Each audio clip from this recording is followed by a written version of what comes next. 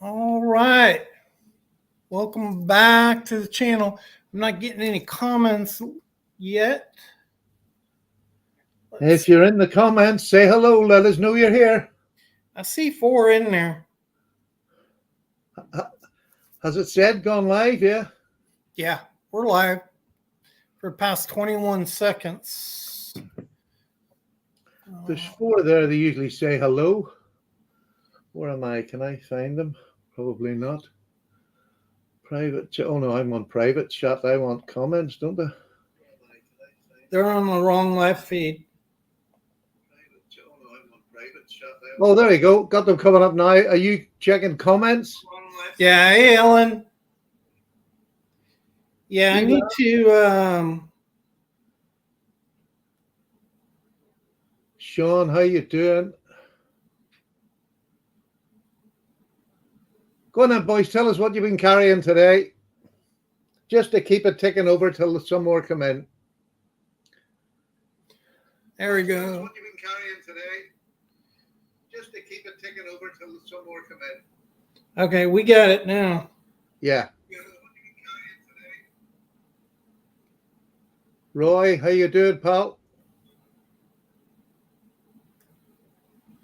I want to delete this so people don't get confused.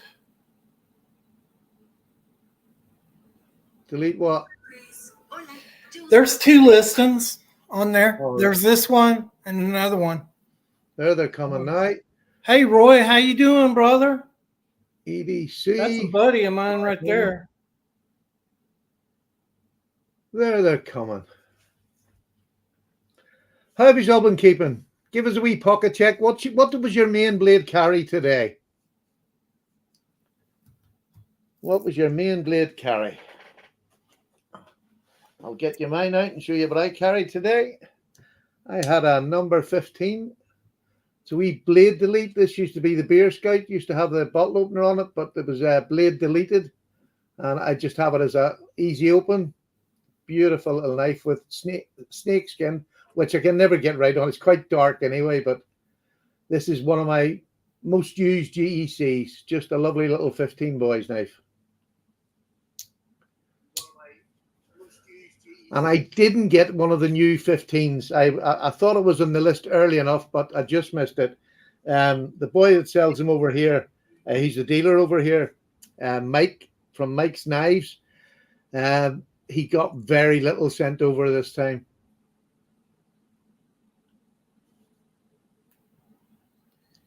I'm trying to delete that. I can't delete it. I've got 2 listings for this stupid thing. That's what the problem is.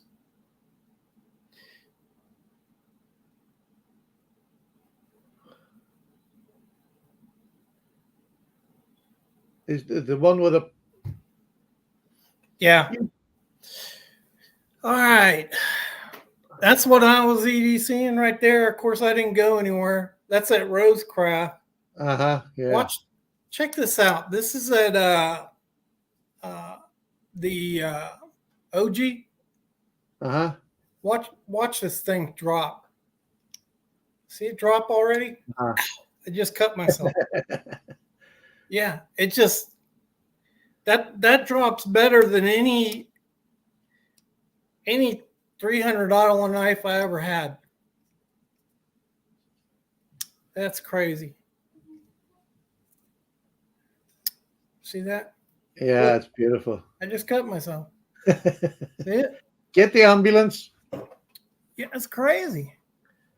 I mean, it's like butter, that thing. It's better than butter. It's smoother than butter.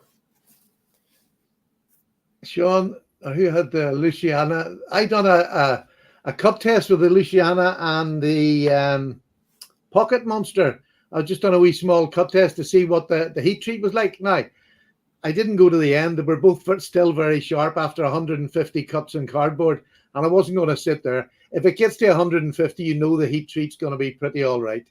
For sure. And I was happy enough with it. And it was still absolutely, both of them were still razor sharp at the end of it. They hadn't even lost the good edge, at all. So happy to see that at least they're doing some good heat treat. And again, it's not a scientific test, but it proved to me that they were all right. All right. Well, so we are going to be talking about Cattaraugus knives today, old American brand, along with anything else you guys bring up. Mike did get some Urban Barlow's. Patty could always do a blade delete. What's a blade delete? Well, this little 15 was a two bladed. You had the knife, and you had a bottle opener screwdriver Mm-hmm. on the other side, and I just got the blade taken out because I don't drink, and flathead screws are out here in the UK. We've been posi dry for years, so I was never going to use it, so I just got it. Well, I didn't get it taken out. The person before me had it taken out, but it made me buy it because I love the little blade, easy open with a sheep's foot. Just a lovely EDC knife. It's just they pulled one out. That's all it was. Okay. So we're going to be talking about Cattaraugus Knife Company, very old knife company, dates back to the 1800s, late 1800s. And before that, we're doing this live show, Patty. What are your thoughts? Where do you see this going? What would you like to see out of this live show? I would love to see people in the audience, the great subscribers, come up with questions they either want to ask about older knives or a story they've got to tell about older knives. But just ask anything. If we don't know the answer, we'll just say we don't know. But if we do, we can maybe help somebody who's just started and you want to get into collecting older knives rather than the modern ones. Now, I like both, and it's not an either or. You collect whatever you want. But if you want to get into the older ones, maybe ask where's the best place to buy them. Things like just simple little questions that you might know, and maybe we can help you out with them. Or a company you want to know about. Maybe if we don't know too much about them, we could do a bit of research and come back to you next week. I want it to be you be involved in it rather than us sitting here droning on. Right. And what would you like? That's kind of my thoughts too. And vintage only format. We both do things in moderns and vintage, and just thought this would be a good forum for people who had questions about their vintage knives, how they used to do things, history, that kind of thing, to kind of get a response for answers that they have on that. And that was my thought, more pulling people into it, making it more their show than our show. That's kind of what I was thinking. Yeah, I agree with you. Somebody asked me a question there. Elan, how do I get in touch with Stephen Cocker? On Instagram, same name. Just type in Stephen Cocker in the Instagram and you'll see some of the knives. He had a beautiful one up today. It was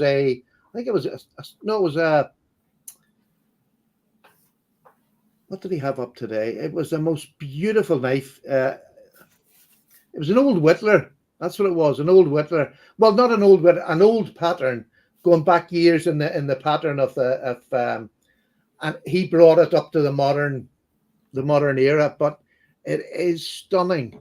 So yeah, just contact him on there, just message him. He's a busy boy. He works he's a shop manager during the day, and then he makes knives for his own customs in the evening. So give him a bit of time to get back to you. If not, just do him again. Some of these boys, I don't know where they get the time to do it, because make knives the custom. Stephen Cocker. Yeah. He makes a nice knife.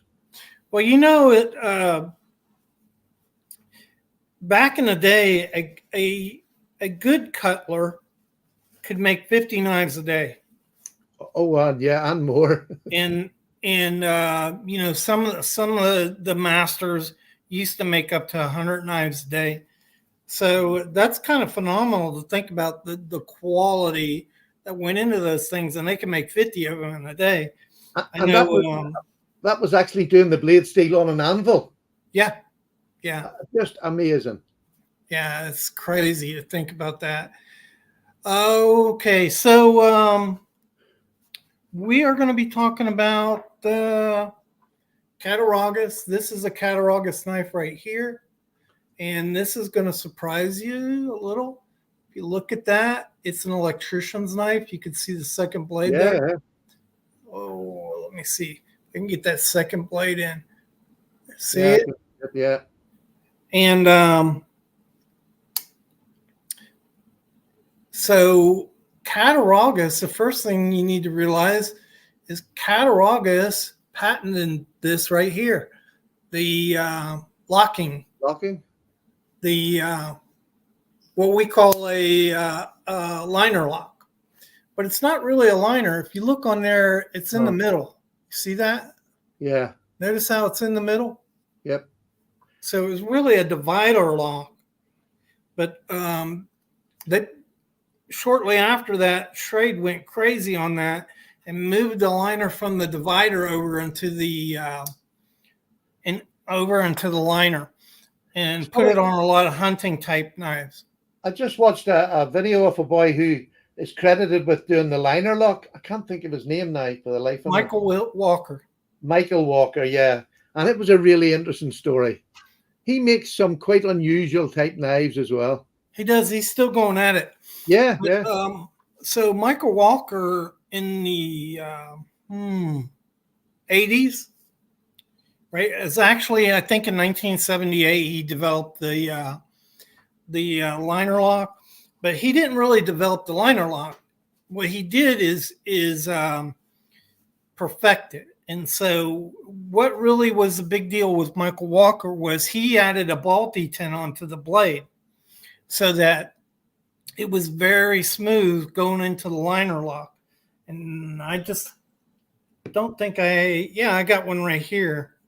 So, one of the things that makes this liner lock really smooth is the ball detent. And that's what Michael Walker perfected and patented. He patented it. Yeah. So it wasn't really the liner lock as much as the ball detent, but he also, added the liner lock to that. But Cattaraugus was the first company in 1906 to patent the liner lock. This little knife right here is an electrician's knife, but it's 3 5/8. So this is the size of those signal core knives that you've heard about. Yeah. Okay? So it's smaller than a TL-29. The TL-29 came out in 1930. That was a military designation for a 3 3/4 inch electrician's blade. This one is 3 5/8. And this would date between 1906 and probably 1930 right here. But the amazing thing is about this knife is that's nickel silver in the middle, the liner. All right. It's nickel silver. Shiny still then? Yeah. And you can see it in the back. Yeah, very much. See the nickel silver divider? It looks like a 20-year-old knife. So it's the quality of, I've never seen a electrician's knife that is as smooth and as well designed as this knife right here. Uh-huh. It's just absolutely crazy, how beautiful this knife is, and that's what Cattaraugus was known for. What defines an electrician's knife? Kathleen's asking. Yeah, good question. Yeah, so usually these knives that have a screwdriver blade on them and a main blade, and the electrician blade locks. And you see on the blade it has a little space right here and a little space right here, right there. And so on the older ones, this bottom space is sharpened so it can strip wire. And then the top space was just to give you a little handhold to turn little screws for the fuses. It's funny that the top hole, this is not just to be contradict. The top hole was so that you get into the blade beside it. It was just to get the nail nick. behind it? Well, they moved they did away on after that they did away with the hole on the bottom, and they moved them both up to the top so that you Right. could pinch it and Uh-huh. turn it with the blade. But that's what an electrician knife is. Some of these have a hawk bill on them. Yeah. So those were called janitor knives. The ones that have a hawk bill, a main blade, and then a screwdriver blade were called janitor knives. They still make those today. Who was that, Kathleen? Yeah. Yeah, They still Kathleen. make those today, Kathleen. I'll tell you what I like about them is this is a, well, I'm trying to see what make this is. This is a Saber. So that's a Japanese company, isn't it? Saber. Exactly the same. It's well worn. But Right. I'll tell you, I sharpened this off, and this is like a razor. It's still as good today. And you have that same detail, except you don't have the wee bottom. But as you said, you have on the top here. And it's then 3 you have the nail3/4. beside it. This one is 3 3/4. And so Gizmo is showing why he's not in the comedy profession. What happens if a duck flies upside down? He quacks up. God joke. Yeah, the thing I was going to say about these is when you get them, and this is why I got this one, is some of the wood on these is absolutely stunning. And it's aged wood because they're an older knife, a lot of these. Yeah. But the wood on this Japanese one, it's just, amazing. Look at that. Yeah. They Really usually use Coca-Cola on it. Yeah, that's Coca-Cola, and it's just beautifully aged. And I love the feeling of old wood that's been touched by hand. So I'll give you a freebie here, okay? This is the Expert Technical Hint 101.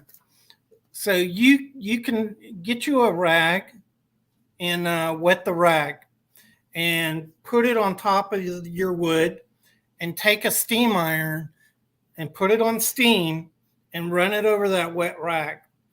And the steam will go down into that wood and push the oil out. And so you just keep doing it. Uh-huh. You following what I'm saying? Absolutely, yeah. It makes sense. Perfect so the sense. water pushes the oil out and it'll get all over that rag, but you get most of that oil out and you'll see the natural color of that wood return to the wood without having to sand it. And sanding, really doesn't work because the oil seeps down into the wood. So you're just getting more oil wood when you sand it. Yeah. So steaming, that makes absolute sense for somebody, but I wouldn't take the patina away from it. That to me, that's patina. Yeah, let her stay.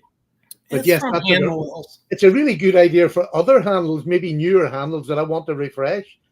I would definitely give that a go. BDH, I've been able to find 1920s and 1930s couple of electricians' knives, and I agree they are well used, but in perfect condition and work well. That old Saber, honestly, it was worn away to a frazzle, but I was still able to get an edge on it, and it's a lovely recurve on it completely where it was just used and used. But it's a perfectly working knife. There's a question when you're collecting. Now, this is a question I know my answer to, but just to those in the talk box there, when you're looking for an older knife, or if you were to start looking for older knives, would you want ones that are always in perfect condition, or are you quite happy to have ones that are just, if they're old and hard to find, will you take one that's got maybe a crack in the scale, a wee bit chipped out? Would that be something that would interest you, or are most of you all into ones that are in perfect condition before you would buy them? What's your answer for that, Mike? I try to get the knives in the best condition that I can. But if you look at this Cattaraugus, let's see. So Cattaraugus is kind of a scarce knives to get a hold of. Now, this isn't horrible. The jigging is totally worn off this bone right here. And then if you look at the other side, you can see a little bit of the jigging right there.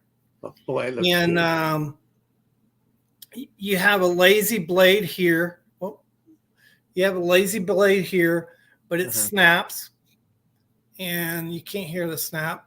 And then this one's a little better, but the blades overall have good geometry. So that's what I want to look for is fairly good geometry on the blade, because actually that is what detracts from the value of the knife the most. You can have little chips in the handle, and it doesn't really detract a whole lot from the knife. So if it's half gone, I usually don't buy knives like that. Yeah, no. I can put up with little small things that maybe it's got a chip from one of the pins, but it looks stable. Doesn't look like it's moved in years. I quite happily would get something like that, not a problem. But I mean, I personally try to get them, as you say, as good as I can get them. But if it was a really rare knife, I could put up with something. Do you know what I mean? Yeah. Elon, if you're rubbing your knives against your teeth, that's just nasty, brother. I'll tell you right now. That's hardcore. You're a hardcore knife collector right there. So the easy way to tell mother of pearl is it's iridescent. Okay, so iridescence is different than reflective. So when you shine a light on something reflective, it reflects the light. Iridescent creates colors like the rainbow. So the way to tell mother of pearl is when you take it like this knife right here and the light hits it, it's shining back in different colors. You can see it right there, the pinks, the greens. You see how so you can't see the green now, but when you turn it in the light, you see that green over here. And that's iridescence. And that's how you can tell whether something's genuine or not. Yeah. You can also get a jeweler's scope and look into it, and you can actually see the growth patterns inside the mother of pearl and also abalone. So that's how you can tell without rubbing it on your teeth. There's a Rough Rider, and that's just imitation. Now it's lovely and it's done really well. They've got sparkly stuff in it to try and give you that, when you're looking at it, but it does not reflect. It just doesn't have that reflectivity of it. Oh, Stephen, we forgot something. So for all y'all that are in the comments right now, we're going to have a spontaneous giveaway. Yes, that's right. I said it. Just a spontaneous giveaway. And I'll be giving away this Rosecraft OG knife. And it's already cut me, so I need to get rid of it anyhow. But this is a fantastic knife here. Great ADC knife. Beautiful knife. And we're going to give it away at the end. So in the comments, you need to put a number between 1 and 100. And the closest to that number is going to win. And Stephen, you're going to do something over there along the same lines, right? We're going to do the same sort of thing. I'm going to give away this. I can't remember what they are. I don't know their names. What is that? A Spartan, is it? Or it's called a Victorinox. Yeah, I know it's a Victorinox, but the blade itself. Can I slap him from here? Where's Judd when you need him? Yeah, whoever's a Victorinox, I'm going to give away this one. It's not brand new, but it's as good as. There's nothing taken off the blade or anything. Okay. It's a lovely little knife. But what I'm going to do is I'm going to give you a choice over here. You can either take that or a little pen knife that's got Yamaha organs on it. There you go. So it's a little bit of advertising. So if you collect advertised knives, there's a lovely little pen knife, or you can take this. So you have a choice of either one. Okay, so that's local, guys. In the U.S., I'll be shipping in the U.S., Canada, maybe Mexico. I'll consider that. But that's it. Not outside the United States. And Stephen will only be shipping into the British Isles, right? UK and Ireland. I'll do the whole of Ireland. Okay. And I've got the number already wrote down here, which will be for Michael's crowd over in the US. I've got your number. We've got it tucked up here. And I have a number written down already. And I'm going to give my number to Stephen for his giveaway, and he's going to give me his number for my giveaway, because we can't make it any more complicated than that, right? No. Very simple people with simple methods. That's why we like slip joints, no ball bearings. Yeah. All right. So Cattaraugus, let's get back on that. So Cattaraugus was started by I don't think by? Say what? I was saying a load of Big E's. Okay. Big E's knives just come in. Angelo. John Brown Francis Chapman in 1882, I believe. And John Brown Francis Chapman had jobbed. In America, it's called jobber. In England, it was called a traveler. And so a jobber was go between people who built and sold knives and people who wanted knives. And so a jobber put those two together and took part of the money for that. In England, it was called a traveler. They did the same exact thing. They put people together, people who made knives and retailers who needed knives, and they brought them together. And those were called jobbers in America, and that's what Chapman was. He worked for Frederick and Lutergen for 15 years. He was an American, or Lutergen was an importer. And then he decided in 1980 to go into business on his own. And he went into business with his son, Tint, T-I-N-T. And so he's still a jobber at this point. Okay, so now it's JBF Chaplin and Sons, and he's jobbing but for himself. And then in 1886, the Case brothers join him. So that's Gene, Andrew, John, and W.R. William Russell Case joined him in that endeavor in 1886. It was then that here's a little Cattaraugus knife right here. This is a beautiful knife, man. They joined him and didn't really stay long. And I think what they were doing was jobbing for Chaplin, and they decided they want to go off and make knives on their own. But Gene spent a little extra time with them, maybe another year, 2 years, something like that. But in 1890, Chaplin bought the equipment from Beaver Falls Cutlery Company. So this is the company that Samuel Mason went with. It's a pretty famous company.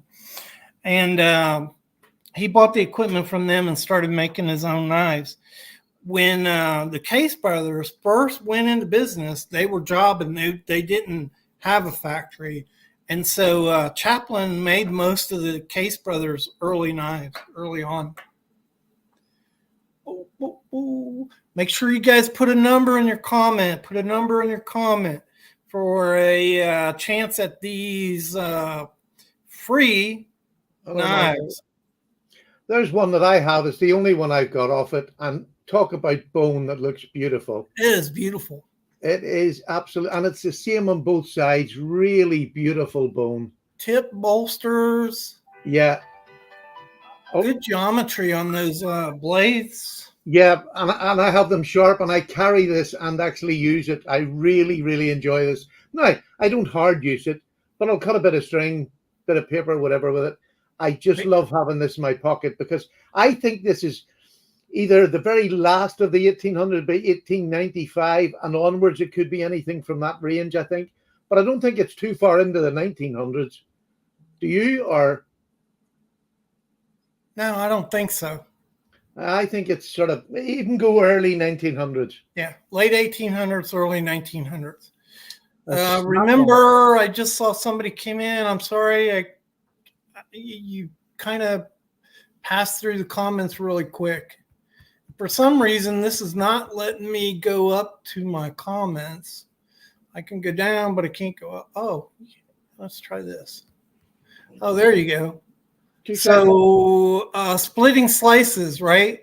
I just said we're doing a giveaway, spontaneous giveaway tonight. So put a number in between 1 and 100.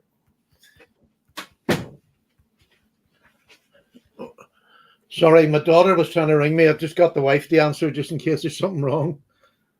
Okay, you're all right? Yeah, I don't know yet, but Sally's ringing her anyway, so Okay. it'll be okay. If you need to leave, that's fine. Oh, no, I shouldn't think so. All right. So yeah, the Case brothers didn't work that long for Cattaraugus, and they didn't really contribute a whole lot. Maybe, at that point, the Case brothers, they really didn't have, I think they got their knife experience from John Chaplin. And then he was pretty old when he started his business. And then in probably around 1920, Tent took over the business, his son. And then in 1963, they went out of business. As far as I know, he didn't try to sell it. They just shut it down. Uh-huh. And the thing is they mainly produced, these big, beefy knives like this, hunting knives, those type of knives. But I've got a couple. This is a Meyer and Grosch knife right here. Yeah. And I think Cattaraugus made this because their propeller shield was rounded like this and very sharp on the edges. And also there's 4 pins there. So that's another thing Cattaraugus did a lot. They did 4 pins. And, other companies did. Walden, Robertson had 4 pins, but they didn't do it a lot. Where Cattaraugus, if you look at their knives, almost every one of their knives has 4 pins on them. It's funny. I've got a Meyer and Grosch, but it's made by Queen. There's So see, it has 4 pins. Yeah, I not really noticed that until you said it, but that was made by Queen. This is a much later. Yeah, that's a newer one. But that's exactly what I'm talking about. Yeah. 4 pins in it, and this was called a Trapper by Meyer and Grosch. It's actually on the blade Trapper, and it cost $1.50. This is an exact copy of what the knife that they sold back in the day, and it cost $1.50. So it's a big knife, 4 1/4 inch, right? I would say it'd be close to 4 anyway. I'll tell you that. I'll just double check for you now. So I don't have a 225Q. No, actually, I'm wrong. This one is 3 3/4. Okay, so knives like that were 4 inches, 4 1/4 inches were considered to be hunters or trappers. They use the term interchangeably. So you don't have a 225Q, do you? No, fixed blade. 225Q fixed blade. No. Yeah, Jesse, we don't have one. Who makes that? That is a Cattaraugus. That was their kind of K-bar type of knife used in the military. Right. 2225Q. But yeah, that brings up a good point. Cattaraugus made knives for the U.S. military. What some people might not know is that when Admiral Byrd did his expedition down to the South Pole, he insisted on having Cattaraugus knives, and also had Cattaraugus produce some of his equipment, like ice axes and things like that. Right. No, I don't have a 225Q. All right. Yeah, sadly, collecting doesn't mean you have them all. And this man has more than most. All right. That's okay. I don't care what condition it is. If you want to send it to me, I'll take it. I like having knives. That's another thing. I like having knives just to have an example of them. And so if it's in really poor condition, it's cool. It's like, I got one, right? Yeah. Because knives can be expensive.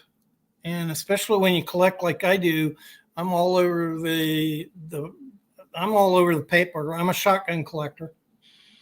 Yeah, it's funny. Over here in the UK, it is a bit harder to get the vintage knives, very much, and yet you have to rely on.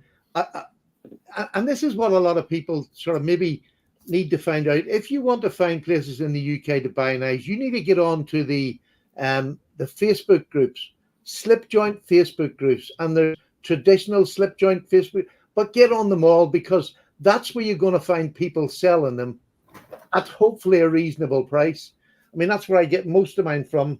I got this one from a girl in our group recently. I think you maybe had seen it. This is a Cripple Creek Barlow. Beautiful old Barlow. Absolutely, look at that blade. It is just stunning. Two-bladed Barlow. And last night I actually bought another Shatton Morgan Barlow. It's the same size as this. That's beautiful. But it's a smooth bone and a burnt orange smooth bone. So that's coming from Switzerland. But I would never meet them people if I didn't spend time on the groups looking through what they've got for sale and also selling. I mean, getting your name into the groups to sell with and trade with. There's an awful lot of trading goes on where you swap one, or maybe one of the two of you have to add a couple of pounds. But there's plenty of trading going on. But it's like, Mike said, you've got to put the time in. And like, we don't have eBay over here. eBay don't sell knives. So we have, what do you call it we have over here? You have a mess. That's what you have. An absolute mess, without a shadow of a doubt. So BDH said that Pound customer, Cutmaster had 4 pins too. Ulster did, a lot of companies. But if you look at Cattaraugus as a whole, they had a lot of knives that had 4 pins, and in some cases, it's hard to really explain. Like this knife right here, it's a little tiny knife. It's about 3 1/4 inches, and it has 5 pins here. So there's one here, one here, one here, one there, and one there. And that's what I'm saying about Cattaraugus. See the pins? Yeah. And so they had a heavy English and European influence. And that's why I think a lot of their knives look kind of unusual and bigger. And then they just pinned them because English knives did the same thing. What I love finding is the older knives. You'll find a lot of them that have a crest on them or whatever. They'll be pinned. The older ones will always be pinned. Case stopped doing it quite early in their, they stopped doing the pinning and just glue them in. And how many knives do you find with this, the crest missing, and people has put whatever blue tack in to cover it up? It's the right way to do it. Pin it. I really don't like that Case don't do it. I think it's something they should do, being a high end. Well, I'm saying a high end, but they're a fairly well-made knife. It would just finish it. Yeah, they should. And let's see. Let's go through these.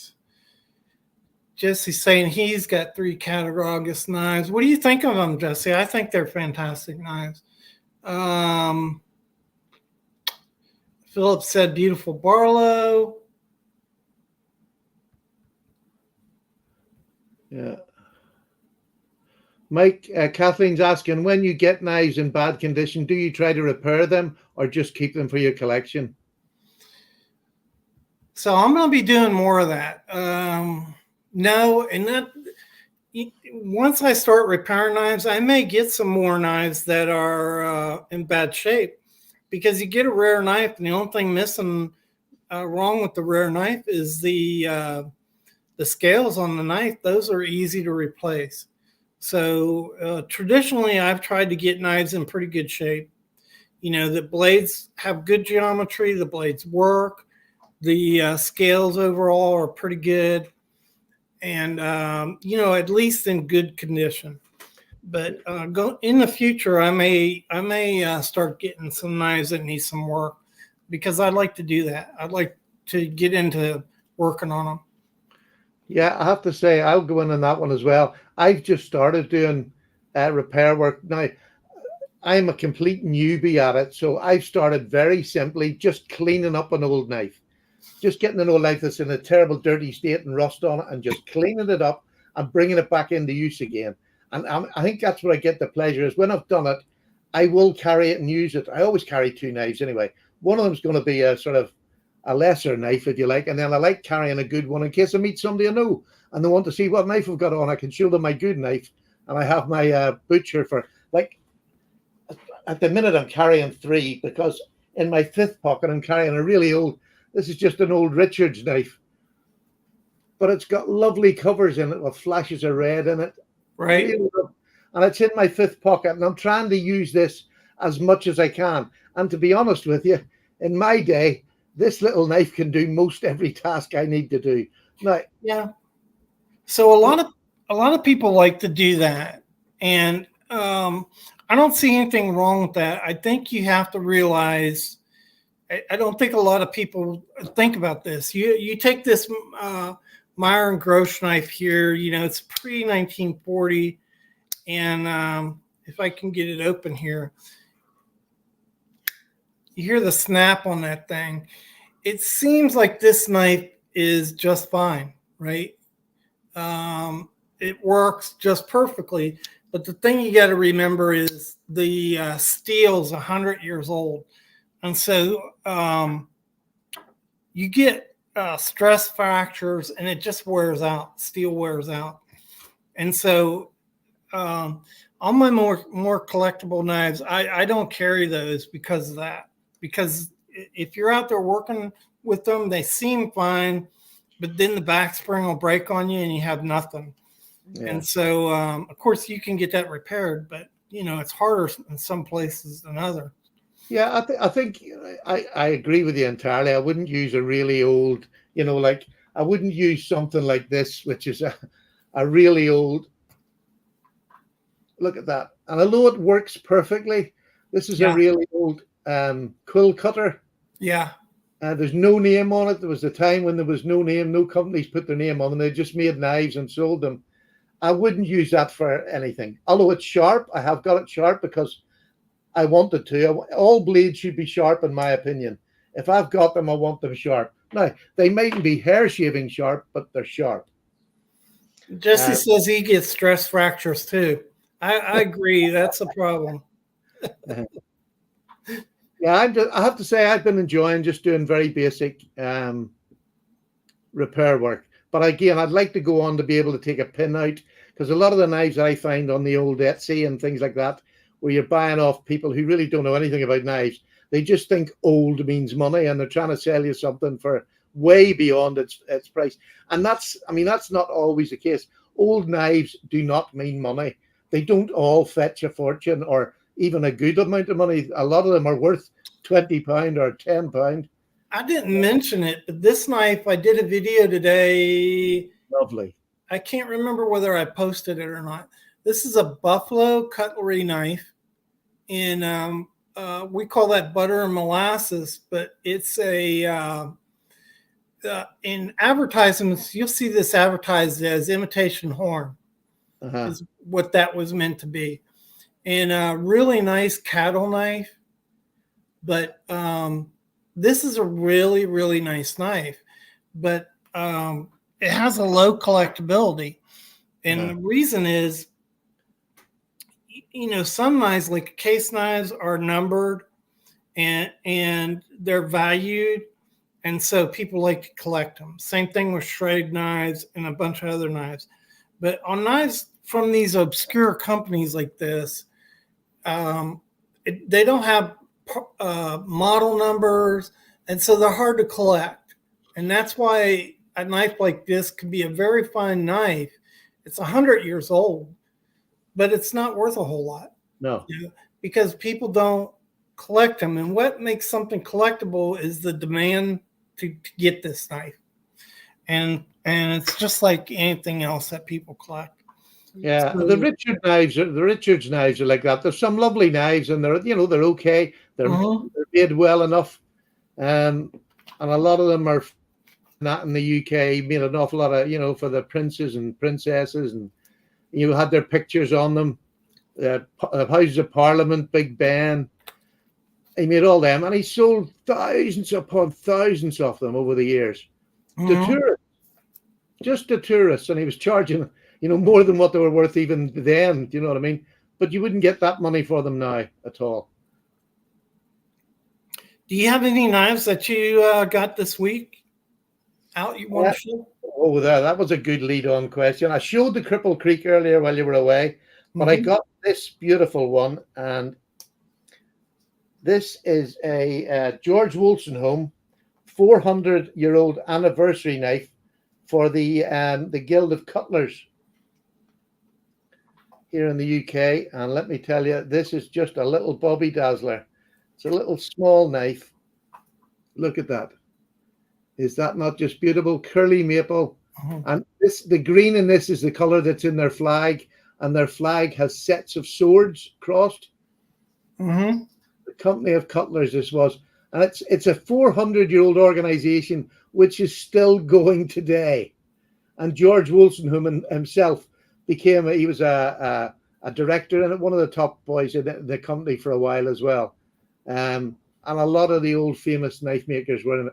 And it was formed in the 1840s?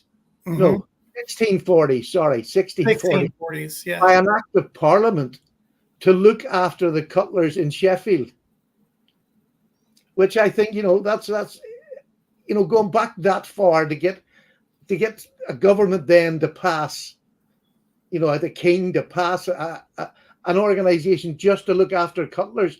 And it shows you just how much knives were valued back in the 1600s. Yeah. So one of the main functions of the Hall of Cutlers was to enforce standards, right? And so to sell a knife, it had to be a certain standard before it was approved and let go. And so it kind of enforced a quality level, a high quality level.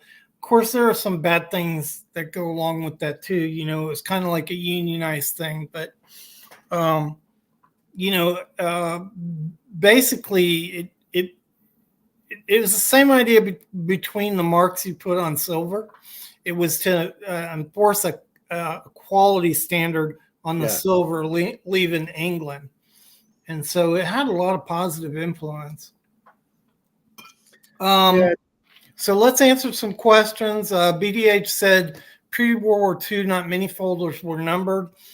So by 1920, a lot of companies were numbering their knives, but not necessarily consistently.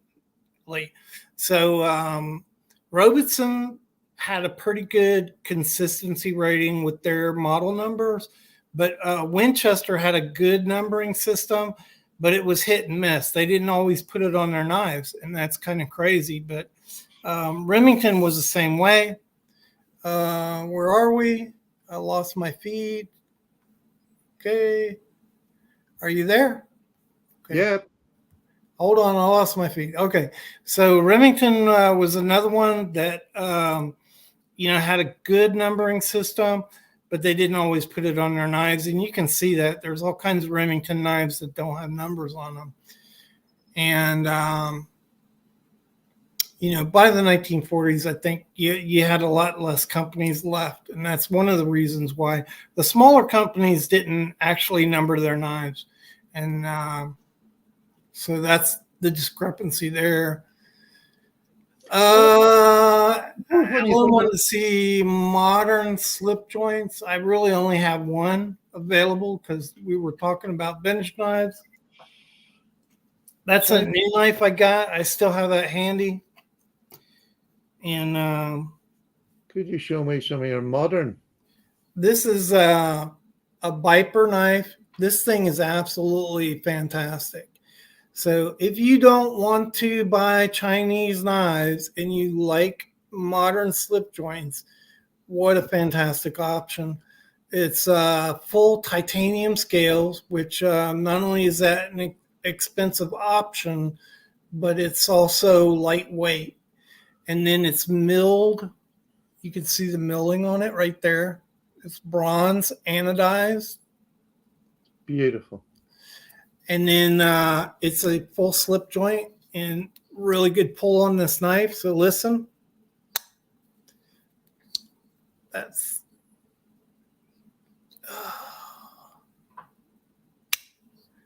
good, solid. This is a big knife too, by the way. So that's almost 4 inches.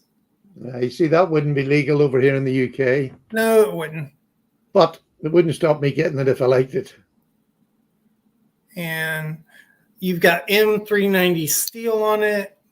And these are fantastic. I like you have a worked back here. So Viper says this is hand filed. It's not milled. It's a hand filed worked back on it. It's like a barley twist you used to get in the old table legs. Beautiful looking. Yeah, it's really nice. And I like modern folders. I've got a Kaiser that just is phenomenal. Well, here's one from my side of it. This is a modern slip joint that's UK legal. And when you look at it, you think that can't be UK legal, but it can. It's a hinderer. It's the slippy, an XM18 slippy slicer.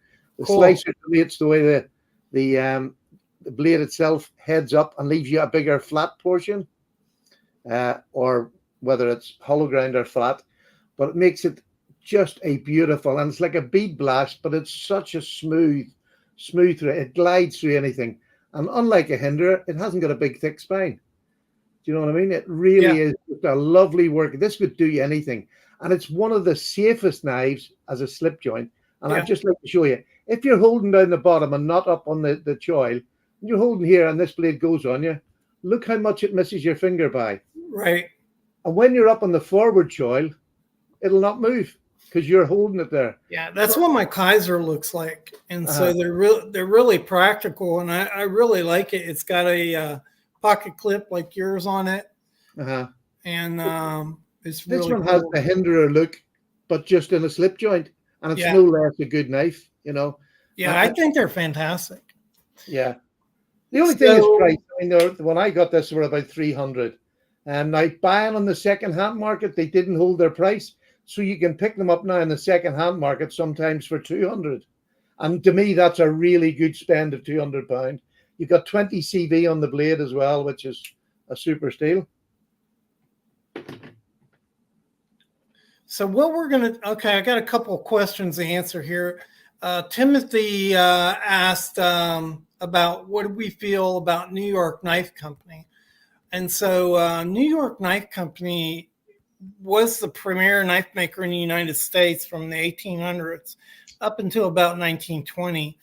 But in the 1920s, they won national awards for their knives. And so I have some New York Knife Company knives, and they're absolutely fabulous. I don't have them handy to show you, Timothy, but they are absolutely fantastic knives and worth getting a hold of. They actually made 3 brands. One was New York Knife Company.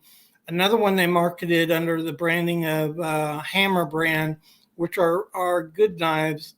And then the other one was Wallkill River knife. I think Wallkill River, I think is the name of it. And those are inexpensive branding that they marketed. When did they close down then, Michael? Do you know? 1928. All right, they were finished by then. Well, you know, they didn't fold until 1933, but by 1928 they were hardly making any knives at all. Right. And so, you know, pretty much by 1928 they were out of production. And then what was the other one I saw on here? Okay, what do you think? Sorry, say that again. Philip said he started collecting Remington knives. Those are sleeper knives. Remington knives are fantastic knives. I've got a couple. I love a Remington. Yeah. And Splitty Slices says, how far back in StreamYard can you go in the chat to tally the numbers? We're going to look at them in about 10, 15 minutes here. I don't know what time it is. Yeah, right about now, we're going to look at the numbers and we're going to shut off the time frame for trying to get a free night. So if you have not put in the comments a number between 1 and 100, go ahead and do that now. And then we'll go ahead and choose the winners right now for that knife. So go ahead and do it now.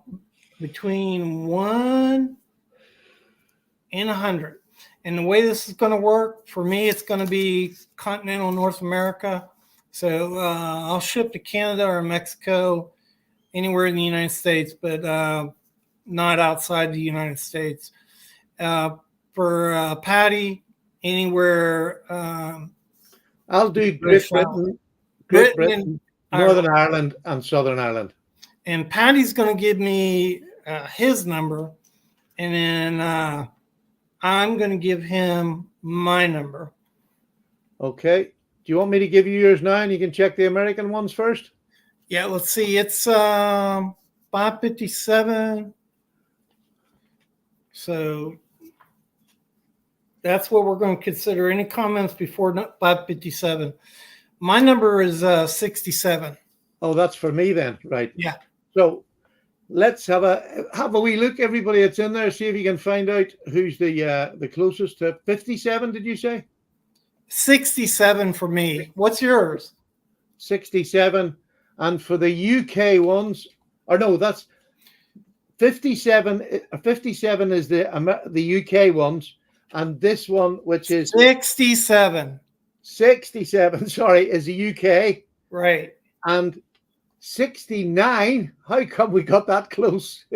69 is for the USA ones. All right. So we're going to look through here, guys, real quick at the numbers and pick out who was closest to that real quick.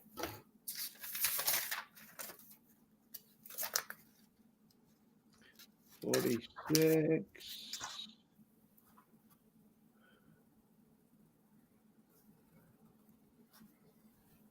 Oh, where's all the numbers? They must be up right at the beginning.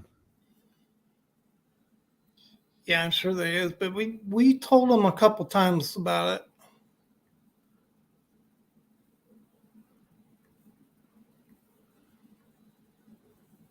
$77 I have there. That's the nearest for Jesse. Jesse James is 77.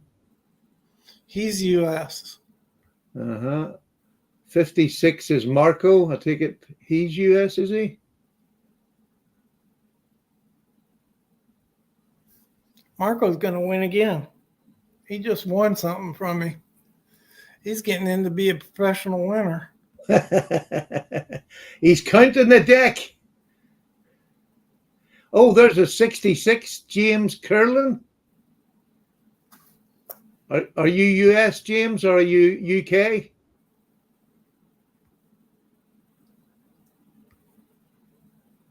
That's the closest so far. There's a 51. Sean is 51.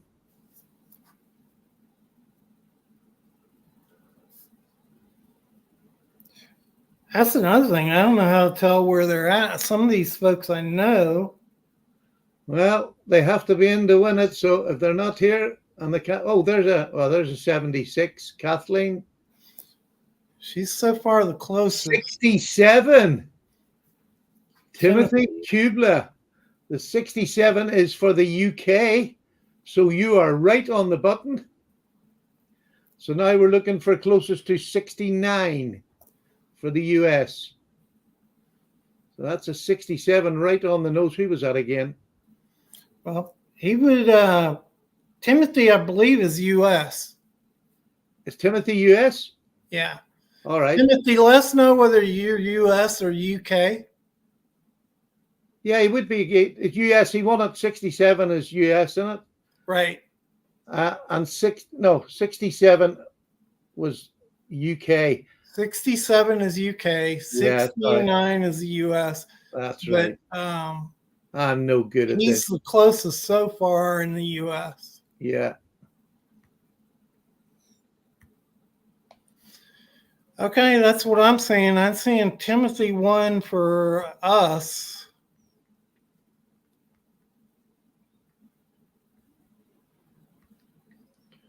Oh, there's not many here. All right.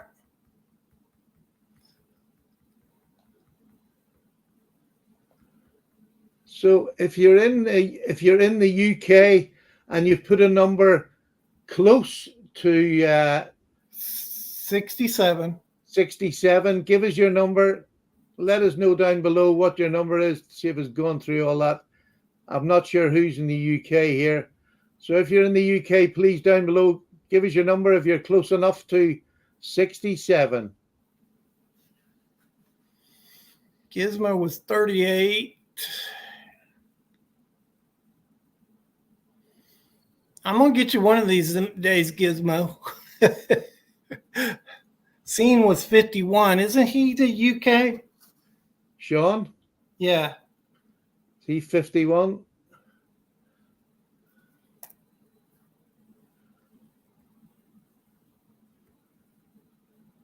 Timothy James Curlin was 66. Okay.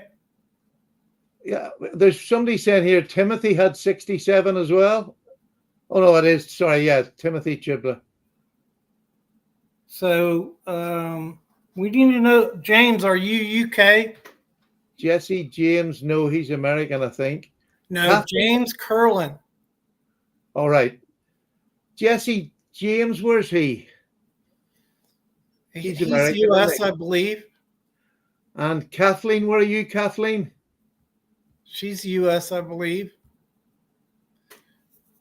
Jesse McJames is 77.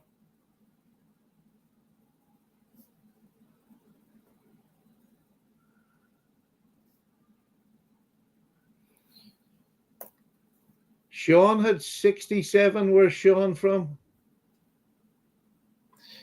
I don't know. Sean, where are you from, mate? Oh, there's Sean, 51. Is there two Seans?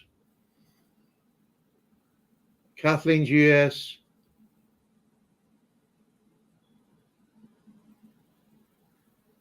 Sean, where are you from?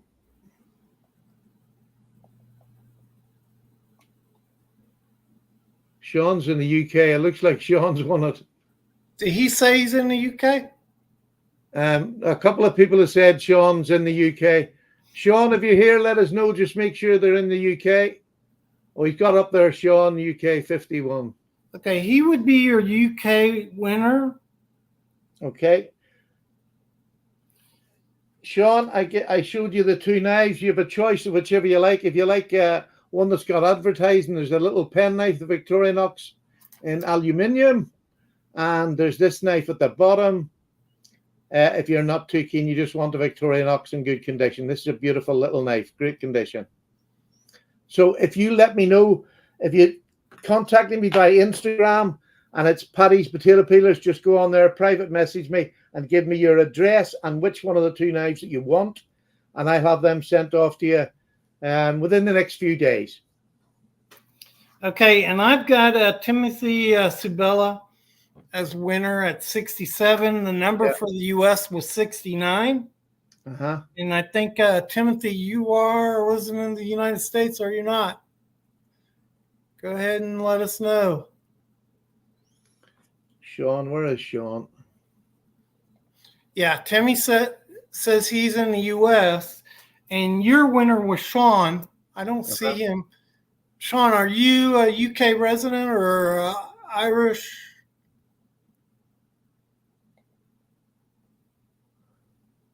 Sean's give us a thank you, so I take it he is in the UK. So Sean, just give me a contact on Instagram, Paddy's Potato Peelers, private message, and give me your address, and I will get either one of the knives, whichever one you want. You just let me know. Okay. And Timothy, you do the same for me. Contact me at Rasputin's Castle on Gmail. That is in my description on my channel. And give me your address and we'll get that off to you, brother. And man, I'll tell you what, this is an impressive little knife. So this thing is getting, I cut myself. You came on later, but I was showing how this knife just falls, and look at that, it just falls. Elon, Smooth. Elon, you're going to get barred. Yeah. All right, we're gonna beg out of here. I really appreciate all of y'all for coming on and your comments, and I hope to see you again. We're only going to do this every couple weeks or so, and remember, we'll put a subject out, and then think about your questions. We'll try to answer them, even if it's off subject. We'll answer them. Yeah. Sean said he's from Great Britain. Scene said he's from Great Britain. No problem. Sean, it is. Yeah. Yeah. Yeah, I'd like to thank you for taking part tonight, for asking questions. That was really great. I mean, we're only an early start, as a new channel, especially for Michael. And asking the questions makes this just go so much better. We don't have so much dead space or trying to fill it in. So thank you so much. There's Pens and Blades. And Angela, I've never heard, I don't know Angela's name. Is she one of your subscribers? Well, she is now, hopefully. And if you're not subscribed and you're watching, go to Mike's channel and subscribe. And you're on the channel now. Just go in and subscribe to him. Angela, the winning number in the U.S. was 69, and that was Timothy Sabella was close to that. But good try, Angelo. He thought that was Angelo. Yeah, he won my last one. I'm a boy. All right. Hey, God bless you all again. Thank you so much for being on the channel. We're going to cut it off. And thanks for hosting, Michael. I enjoyed this. Yeah, I did too. Thanks again.